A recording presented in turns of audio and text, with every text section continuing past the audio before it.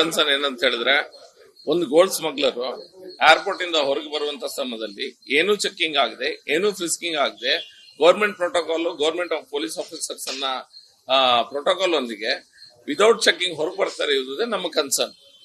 ಇದ್ರ ಹಿಂದೆ ರಾಜಕೀಯ ಕೈವಾಡ ಇದ್ದೇ ಇರ್ತದೆ, ರಾಜಕೀಯ ಕೈವಾಡ ಇದ್ದೇ ಇದೆ. ಯಾಕಂದ್ರೆ ಅಷ್ಟು ದೊಡ್ಡ ವ್ಯವಸ್ಥೆಯಲ್ಲಿ ಇಷ್ಟು ದೊಡ್ಡ ಪೊಲೀಸ್ ಸಿಸ್ಟಮ್ ಅನ್ನ ನೀವು ಮಿಸ್ಯೂಸ್ ಮಾಡ್ತಾ ಇದ್ದೀರಿ. ನಮ್ಮ ಕನ್ಸರ್ನ್ ಅದು.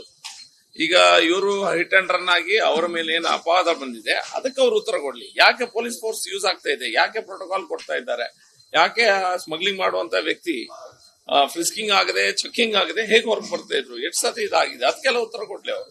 ಈಗ ಸೆಂಟ್ರಲ್ ಗವರ್ಮೆಂಟ್ ಇನ revenue system director of revenue system ಅವರು ಹೇಳಿದ ಕಾರಣಕ್ಕೆ ಸಿಬಿಐ ಎನ್ಕ್ವೈರಿ ಆಗ್ತಾ ಇದೆ.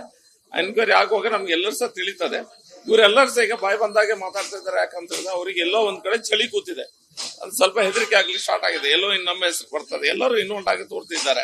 ಯಾರೆಲ್ಲ ಮಂತ್ರಿಗಳು ನಿನ್ನೆ ಡಲ್ ಆಗಿ ಕೂತಿದ್ದಾರೆ ಅವ್ರ ಬಗ್ಗೆ ಎಲ್ಲರೂ ಸಹ ಗಮನ ಹರಿಸೋದು ಒಳ್ಳೆದು. ಹೋಮ್ ಮಿನಿಸ್ಟರ್ DRI ಇದೆಲ್ಲ ನಮ್ಗೆ ಯಾಕೆ ಬರೋದಿಲ್ಲ, ಅದೆಲ್ಲ ಸೆಂಟ್ರಲ್ ಗೌರ್ಮೆಂಟ್ ಯೂಸ್ ಮಾಡ್ತಾರೆ. ಕರೆಕ್ಟ್ ಅಂತ ಸಚಿವರೇನಾದ್ರು ಇದ್ರೆ CBI ನವರೇ ಹೇಳಿ, CBI ಇವರು ಅಂಡರ್ ಅಲ್ಲಿ ಇದೆಯಲ್ಲ. ಕರೆಕ್ಟ್, ಅದೆಲ್ಲ ಇನ್ವೆಸ್ಟಿಗೇಷನ್ ಬರ್ತದಲ್ಲ. ನೀವು ಪೊಲೀಸ್ ಫೋರ್ಸ್ ಅನ್ನ ಹೇಗೆ ಕೊಟ್ಟಿದ್ರಿ ಅವ್ರಿಗೆ ಕೇಳುದು ನಾನು. ನೀವು ಅವ್ರು ಚೆಕಿಂಗ್ ಆಗದೆ ಅವ್ರಿಗೆ ಹೇಗೆ ಹೋಗ್ತಾ ಇದ್ರು, ನೀವು ಪ್ರೋಟೋಕಾಲ್ ಅನ್ನ ಹೇಗೆ ಕೊಟ್ಟಿದ್ರಿ, ಅದಕ್ಕೆ ಉತ್ತರ ಮಾಡಿ.